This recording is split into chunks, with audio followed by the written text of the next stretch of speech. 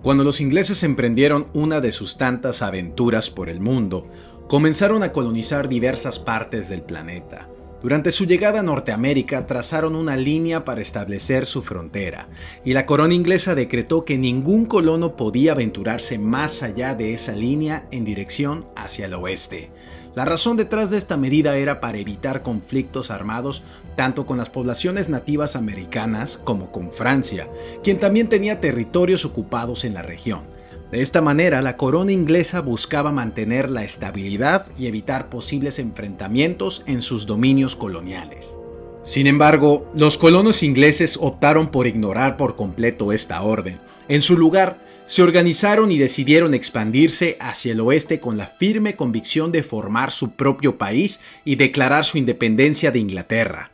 A medida que avanzaban en su expansión, surgieron conflictos con las poblaciones nativas que habitaban en las nuevas tierras conquistadas. Los colonos, equipados con mejores armas, más avanzados provenientes de Inglaterra, se adentraron cada vez más en el oeste y se produjeron encuentros violentos en los que murieron nativos americanos defendiendo sus tierras. Pero eso será tema para otro video. Me gustaría dedicarle, porque tengo el respeto hacia los nativos americanos, un video completo hablando sobre su situación en ese entonces. Por ahora me quiero enfocar en el crecimiento territorial de los Estados Unidos y cómo tenemos la frontera que tenemos hoy en día. En 1800 Estados Unidos contaba con 27 estados y poseía vastas extensiones de tierra en el oeste, pero aún no tenía una conexión directa entre los océanos Atlántico y Pacífico. Fue en ese momento cuando esta joven nación independiente de Inglaterra comenzó a dirigir su mirada hacia el sur, específicamente hacia el recién establecido país independiente de México. El norte de México, conocido como Texas, se convirtió en su próximo objetivo. Sin embargo, es importante destacar que esta región estaba habitada por comunidades de nativos americanos que no tenían ninguna relación previa con Estados Unidos ni con México y que llevaban siglos viviendo en esa tierra. México, como una nación recién independizada, poseía un vasto territorio que se extendía desde Costa Rica hasta California, Nuevo México, Arizona, Texas y parte de Colorado y Utah, tal como los conocemos hoy en día. Sin embargo, el gobierno mexicano enfrentaba dificultades con los estados del sur, que hoy son países centroamericanos independientes, ya que buscaban salirse del tratado con México y formar sus propias naciones. Ante esta situación, México se concentró en desarrollar sus estados del norte. Con el objetivo de fomentar el desarrollo en el norte, el gobierno mexicano incentivó a la población a establecerse en esa región, con la esperanza de convertirla en tierras productivas. Para lograrlo, el gobierno mexicano optó por rentar parcelas de tierra a los colonos del vecino del norte, Estados Unidos, quienes a cambio pagaban impuesto al gobierno mexicano. Este enfoque llevó a un incremento en el número de colonos que llegaban a Texas y establecían comunidades, lo que inicialmente parecía ser beneficioso para el gobierno mexicano. Sin embargo, hubo un giro inesperado en los acontecimientos, ya que los nuevos inquilinos tenían otros planes. A ver, sin tanto rollo. Es como que tengas una casa de campo y tienes tu casa con la que vives con tu familia en la ciudad, pero la casa de campo está muy alejada y se te ocurre la grandiosa idea de poner la casa de campo en renta, en Airbnb, ¿no?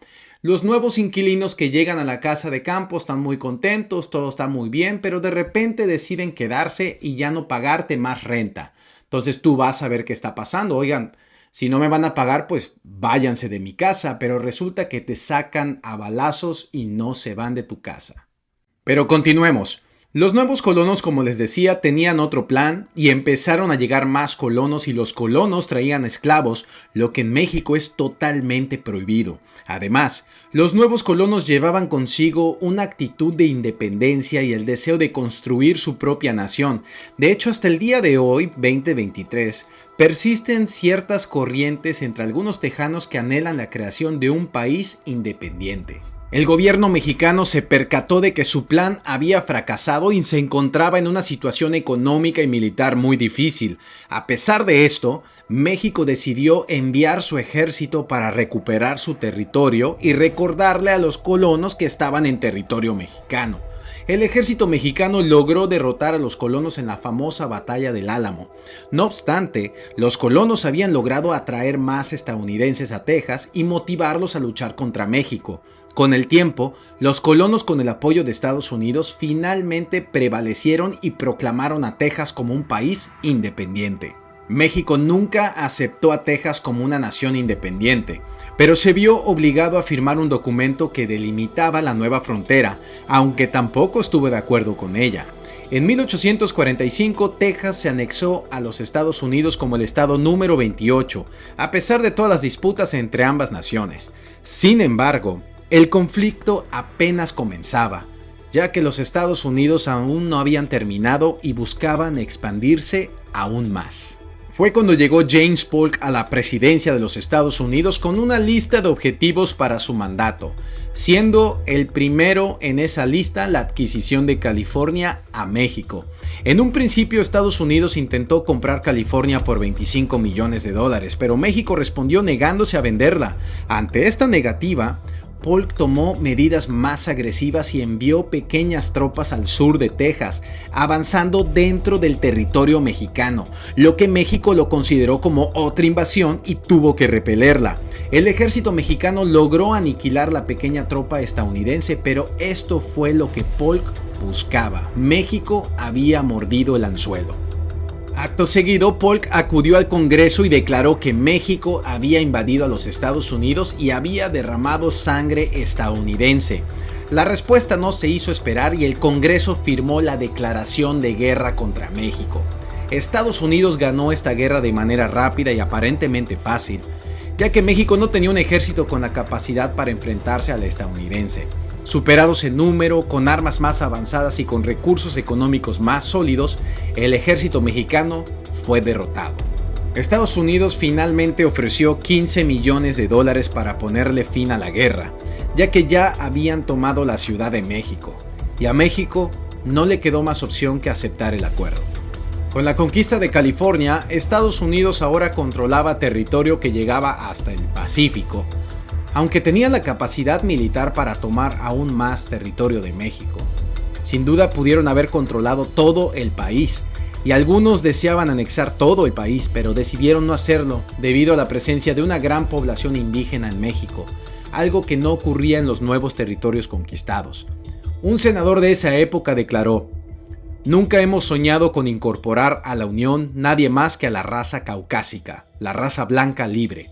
Debemos asociarnos con nosotros mismos como iguales, no con los indios y las razas mixtas de México". Sin tanto choro mareador, el senador dijo: "Soy un racista". El siguiente objetivo de Polk sería lo que hoy conocemos como Oregón. Polk buscó expandir el territorio y llegó a un acuerdo con Inglaterra, que también consideraba esa región como parte de sus tierras. Finalmente, la corona inglesa aceptó el acuerdo y Polk casi completó la expansión del país tal como lo conocemos hoy en día. Es importante aclarar que cuando mencioné previamente que no había muchos nativos americanos en las tierras recién conquistadas, me refería a que había menos en comparación con México, pero no significa que no hubiera una población significativa. Desafortunadamente, los nativos americanos que quedaron bajo el control de los Estados Unidos fueron desplazados y los acuerdos contractuales que tenían con el anterior dueño, México, fueron ignorados y declarados inválidos en nombre de la Constitución de California. Los nativos americanos no podían defender sus derechos porque no tenían el derecho al voto, el cual solo estaba reservado para los ciudadanos caucásicos, quienes ahora eran los nuevos dueños. Esta es la historia resumida de por qué tenemos la frontera que conocemos hoy en día entre México y Estados Unidos. Que si el gobierno mexicano en ese entonces cometió un error al haber dejado a estos colonos rentar parcelas en Texas, posiblemente sí, pero yo creo que de todos modos hubieran llegado los estadounidenses y le hubieran arrebatado Texas a la fuerza. El ejemplo: California ofrecieron dinero, México no aceptó y ellos lo arrebataron con una guerra donde México no tenía nada que hacer por no tener el armamento suficiente y los hombres. Es una historia que es triste para mí como mexicano. Por supuesto, México perdió una gran oportunidad, le arrebataron una gran oportunidad para tener tal vez una economía mucho más potente. Estados Unidos está cimentado entre California y Texas, que son el 1 y el 2 de las economías más fuertes de este país. Es una historia que debe ser contada, es una historia que debe ser contada con la verdad. Esto es Amer in América.